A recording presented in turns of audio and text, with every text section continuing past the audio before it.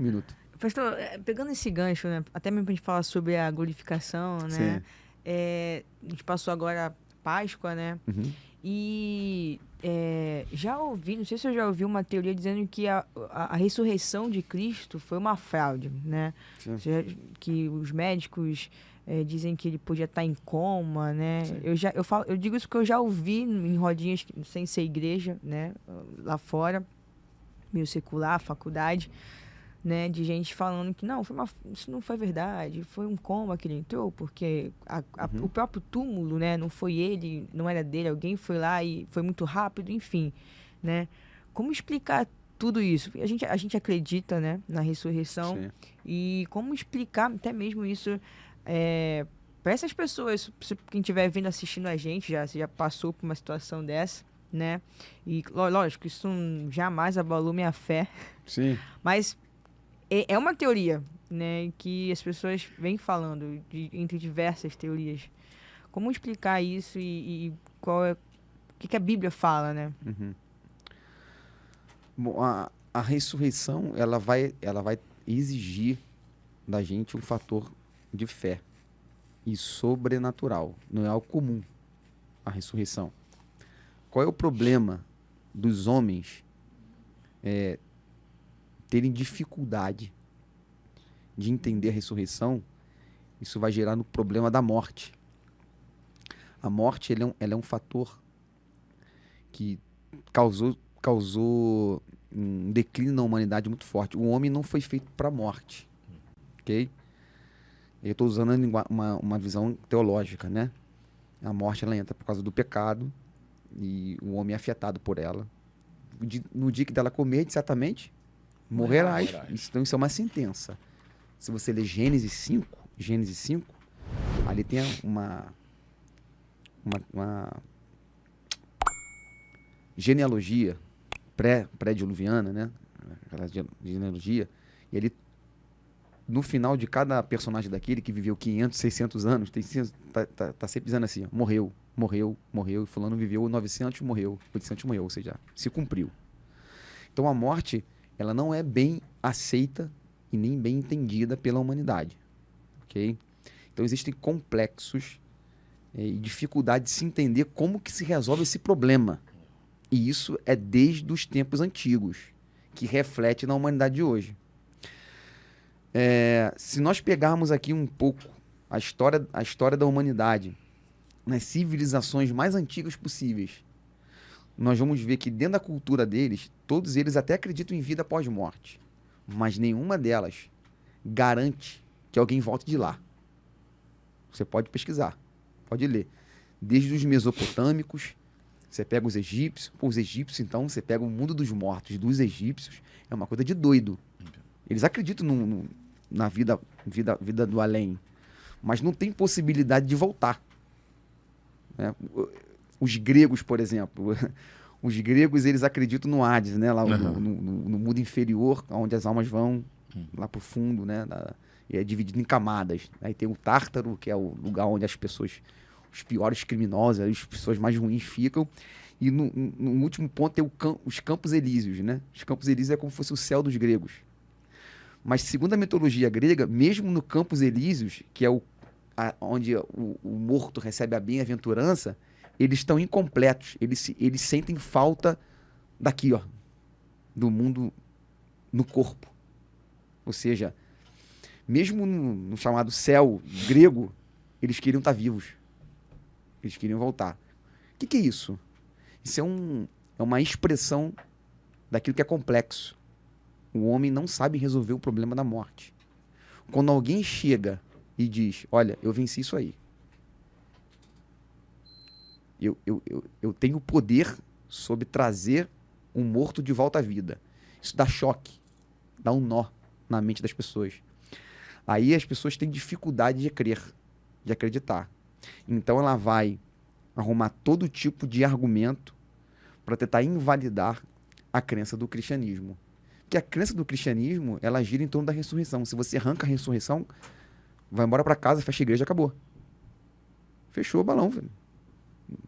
1 Coríntios 15. Coluna vertebral da fé cristã é a ressurreição. Se você invalida isso, acabou a fé, cara. Se alguém fala assim, olha, achamos o corpo de Jesus, por exemplo, né? Nunca vão achar, Nunca. claro. Achei o corpo dele. Acabou. Há uma tentativa de invalidar isso. Há uma tentativa, há uma busca de querer se invalidar a ressurreição de Jesus.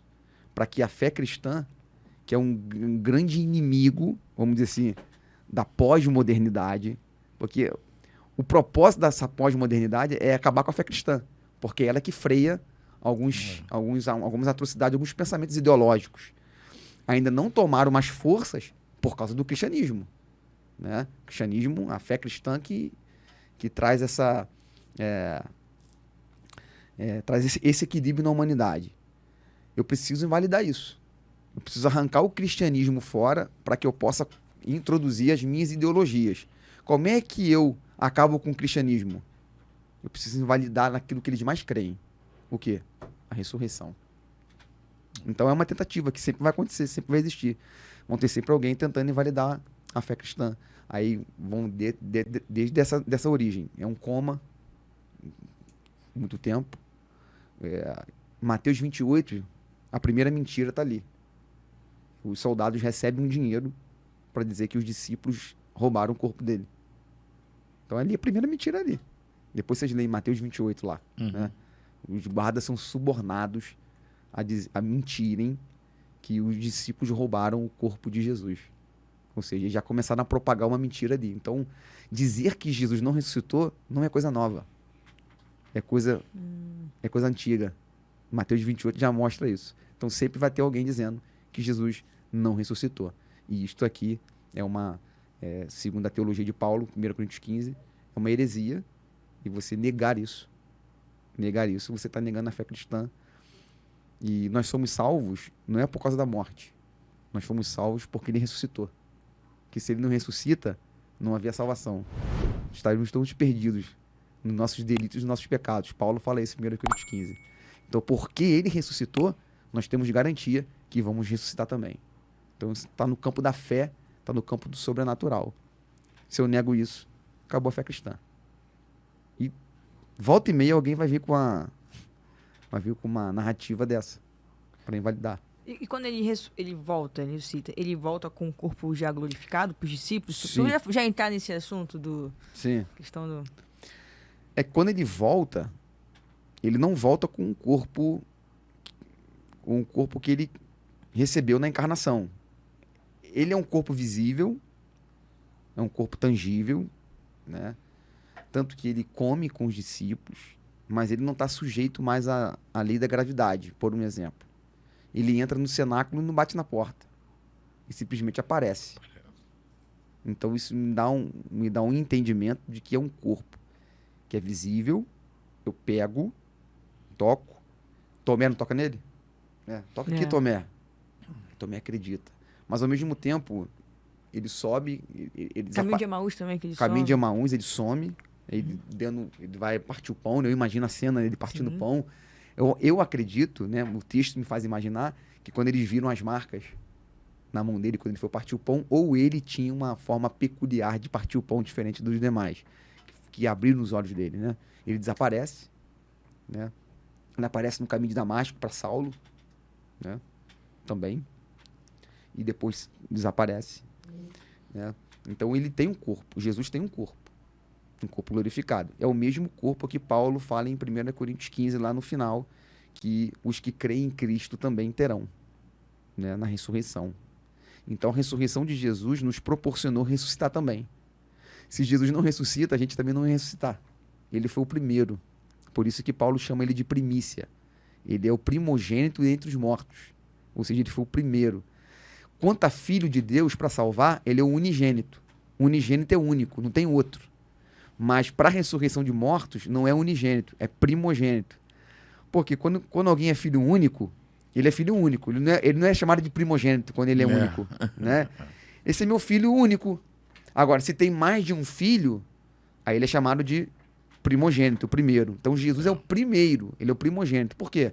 Porque depois dele terão segundo, terceiro, quarto, quinto, sexto, sétimo, quanta contagem que ele sabe que vai ter, que são os que ressuscitarão também depois dele. Você tá falando quando ele ressuscita que os túmulos foram abertos, era isso? Não. Ali é uma evidência. Ali foi um milagre, né? E é um texto difícil. Explica isso. Como é que foi isso, por exemplo? Porque ele só tem um versículo, né? Em Sim. Mateus, só tem um versículo. Quando ele morre, algumas pessoas ressuscitaram ali. E eles caminharam ali na cidade e apavoraram algumas pessoas, né? Ali não é glorificado, ali Não, ali foi um milagre mesmo. ali foi Como um se fosse milagre. Lázaro. Como se fosse Lázaro. Entendi. Lázaro, ele ressuscitou. Na realidade, ele reviveu, mas depois morreu de novo. É, Pô, tem um negócio de Lázaro maneiro, cara. Manda aí, fala. pastor. Tem um negócio de Lázaro maneiro. O Lázaro, ele acaba sendo um eco escatológico. O que é isso, né? Jesus, ele sempre pregou sobre a ressurreição. É um tema de Jesus pregar. E a ressurreição de Lázaro é o último milagre antes da crucificação dele. Ele ressuscita Lázaro, ele vai para Jerusalém e lá ele já é preso e depois ele é morto, né? Então é uma ressurreição que já prenuncia a própria ressurreição dele e a dos demais. Por que Lázaro é um eco escatológico? Porque Lázaro ele acaba servindo de exemplo da ressurreição do último dia. Vocês estão lembrados que quando Jesus chega, ele pergunta para Marta assim: Marta, creia, o seu irmão há de ressuscitar. Ela diz assim: eu sei, Senhor, na ressurreição do último dia. Que ressurreição é essa do último dia? É a ressurreição escatológica, no dia do juízo, no dia da vinda do Messias, todos irão ressuscitar. Beleza? Então, Marta crê nisso. Então, aqui já vai uma defesa para Marta, né? A galera critica a Marta às vezes porque teve um dia que ela quis ficar fazendo a tarefa do lar. Ah, é verdade. Né? Uhum. Aí Maria E ficou com a Maria melhor lá, parte. Cara, Marta entendi de teologia, cara. É mesmo? De escatologia, mano. Você tá doido? Eu sei, Senhor. Na ressurreição do último dia. Então ela conhece. Verdade. Ela conhece escatologia. Só que Jesus, naquele momento, estava falando não só do último dia, mas queria trazer de volta Lázaro naquele dia. Momento lindo. Naquele momento. Porque ele fala assim: eu sou a ressurreição e a vida. E uma coisa é você fazer, outra coisa é você ser. Entre ser e fazer são duas coisas diferentes. Jesus, ele não só ressuscita, ele é a ressurreição. Então quem olha para Jesus, ele é a ressurreição encarnada. E aí tem uma palavrinha no grego chamada vida. A palavra vida no grego, ela tem duas vertentes. Ela pode ser traduzida como zoe ou como psique, né? Psique é mais conhecida, é a alma, a vida da alma. Então nós temos uma vida da alma. O zoe é uma vida sobrenatural. É uma vida que independe de fatores externos. Quando Jesus diz que ele é a ressurreição e a vida, ele está dizendo: eu sou a ressurreição e o zoe. Ou seja, eu tenho uma vida em mim mesmo. Ou seja, a vida de Jesus não depende de fator externo. A minha vida e a sua, a nossa, nós recebemos de Deus. Nós não vivemos por nós mesmos. Mas Cristo não. Ele vive por si mesmo. É como se fosse uma fonte inesgotável. Isso torna a ressurreição de Jesus... Já vou voltar no Lázaro, tá? Porque a gente vai entrando aqui, né? Tá legal, tá legal. Isso torna a ressurreição de Jesus ainda um fator mais poderoso ainda. Porque se ele é o zoe de Deus, ele é uma fonte inesgotável de vida, o fato dele se entregar na cruz é um amor que João diz que é de tal maneira, é um amor sobrenatural. Porque como que alguém que é a fonte da vida morre? Já parou para pensar nisso? Você imagina uma fonte que jorra água. Por mais que você queira botar uma pedra ali, a água vai arrumar um jeito de passar. Então você imagina a morte tentando roubar a vida de Jesus. Pensa aí. Eu vou pegar, mas ele produz mais. Eu pego, ele produz mais. Eu pego, ele produz mais. Ou seja, ele é uma fonte inesgotável. Ele é o zoe. Beleza? Então isso torna o sacrifício dele ainda mais extraordinário. Porque ele fala para o discípulo assim: olha, ninguém me tira a vida. Eu mesmo a dor. Por que ninguém me tira a vida? Porque ele é o Zoe, cara. Ele é a ressurreição. Ele é a vida. A morte não tem poder sobre ele. A morte não tem nenhum poder de tomar a vida dele. Então, já que a morte não tem o poder, ele se sujeitou por amor. Ele diz, ninguém me tira a vida. Eu mesmo a dor e tenho o poder de tomá-la de volta.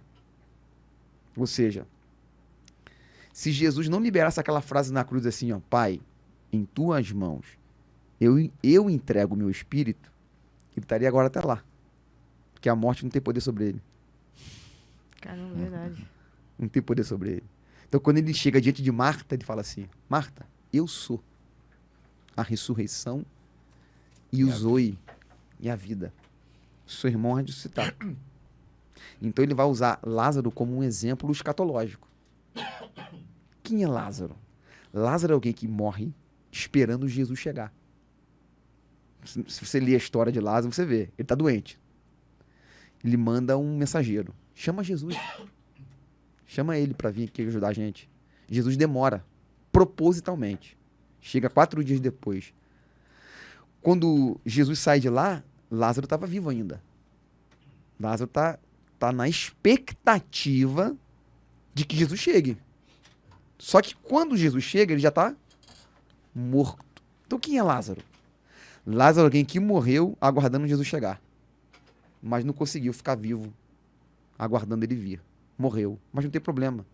O próprio Jesus disse, quem crê em mim, ainda que esteja morto, viverá. Quem crê em mim não morrerá eternamente. Então Lázaro é um eco escatológico. Lázaro é um exemplo da igreja que está aguardando Jesus chegar.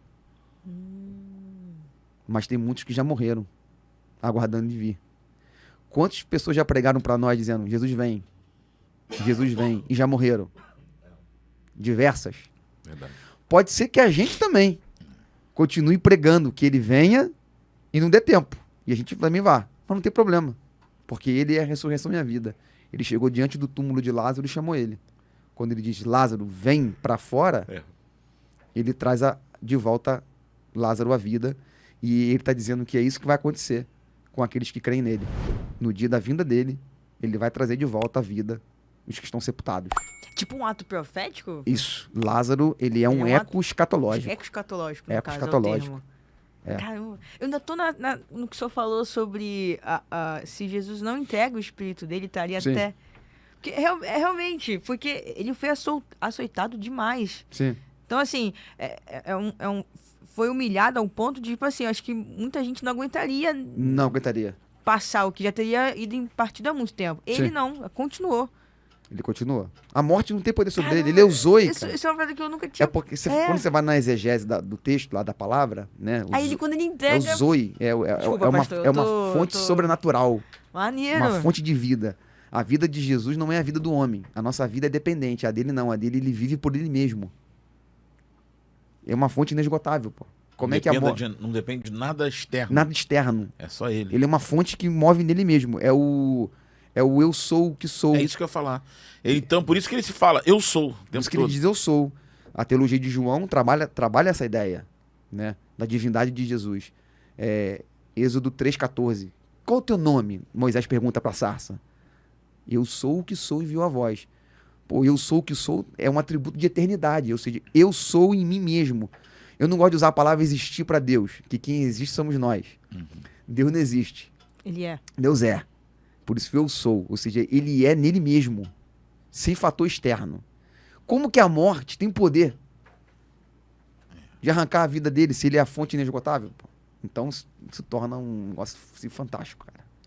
Quando afirmam que Deus não existe, realmente ele não existe. Não existe. Nós existimos, Deus não. Deus não existe. Quando o cara falasse pra tu, Deus não existe, fala, realmente não existe, não. Aí o Lázaro, o Lázaro, Tô sem água. o Lázaro, Pega lá, por ele... O Lázaro, ele é um exemplo escatológico. Tanto que, quando você vai acompanhar a história dele, e a narrativa de João é essa, João também é muito simbólico, o Apocalipse que eu diga, né? João, o Evangelho também é. Então, quando você vê Lázaro saindo da tumba, Jesus fala assim, retirem a pedra, e quando ele sai enfaixado, perceberam? Sim. Aí ele fala assim, tirem a faixa dele, retirem a faixa, ou seja, ele precisa de ajuda para tirar o chamado aquele o pano mortuário, e na cabeça eles usavam sudário, que é um pano que encobre só a cabeça. Fazia parte do ritual fúnebre judaico também, tá? Eles enfaixavam tudo. Não sei como é que Lázaro veio, cara. Se ele veio pulando, se ele veio engatinhando, não sei. Rolando. Não sei. Mas ele veio enfaixado. E Jesus fala assim, ajudem ele, tirem a faixa. Beleza? Tirem a faixa. Ele entrega a família novamente. Se você seguir o relato bíblico de João, você vai chegar no capítulo 20. Lá é a ressurreição de Jesus. Lá, Não, pode ficar aí, Biga. Depois a gente pega, depois relaxa. lá é a ressurreição de Jesus. Né? Tem o mesmo cenário. Jesus também é enfaixado. Tem um sudário também, igual Lázaro. Está numa tumba parecida com a de Lázaro, que tem uma pedra. Na tumba de Lázaro, alguém tira a pedra. E na morte de Lázaro, na ressurreição, alguém ajuda ele a tirar a faixa. Quando João chega no capítulo 20, a pedra já está removida. Ninguém tirou. E detalhe, os panos mortuários de Jesus já estavam no chão. E o sudário já estava na pedra, enrolado à parte. Jesus não precisou de ajuda alguma. A pergunta é, por que Lázaro precisou de ajuda para desatar o sudário e o pano mortuário e Jesus não precisou? Uma pergunta boa, né? Porque a ressurreição de Lázaro não é escatológica. Ela é só um exemplo. Ele voltou a morrer. Ele precisaria de novo ser sepultado como foi. A ressurreição de Jesus, ela é escatológica. A morte não pode mais levá-lo. Então ele não precisa de ajuda de ninguém. Ele ressurgiu para nunca mais morrer. Por isso ele não precisa de ajuda. O corpo dele é glorificado. O sudário, que é o pano mortuário de Jesus na cabeça, está colocado à parte. E aquilo ali tem um significado muito profundo. É como que se Jesus ressurgisse de dentro para fora. Cara, isso aqui é algo fantástico, cara. Imagina Jesus deitado sobre a pedra e o pano mortuário do sudário enrolado na sua face, como se ele levantasse e como se ele passasse. Assim como ele passou pela porta, sem bater, ele passa pelo pano. Por isso que João diz assim, e o sudário estava enrolado à parte. Estava do mesmo jeito. E aqui eu vou dar uma prova da ressurreição de Jesus. Para a galera que não acredita. O jeito que João narra a história bíblica, o túmulo foi imexível. Não teve ninguém que entrou ali para mexer no corpo dele. Os panos estão no mesmo lugar e o sudário estava no mesmo lugar da pedra. Ou seja, Jesus saiu por conta própria, sem ajuda de ninguém. Ou seja, do mesmo jeito que colocaram ele no pano mortuário, ele saiu. E os panos ficaram lá. Se roubassem Jesus, você acha que se roubassem o corpo dele, alguém ia ter o cuidado de desenrolar ele, tirar o sudário. E mesmo se desenrolasse, não estaria na mesma posição. Não estaria na mesma posição. Então aquilo ali, João faz questão de narrar aquilo ali para deixar como uma evidência. Ninguém mexeu no corpo dele. Ele ressuscitou, porque ele tem o poder sobre a morte.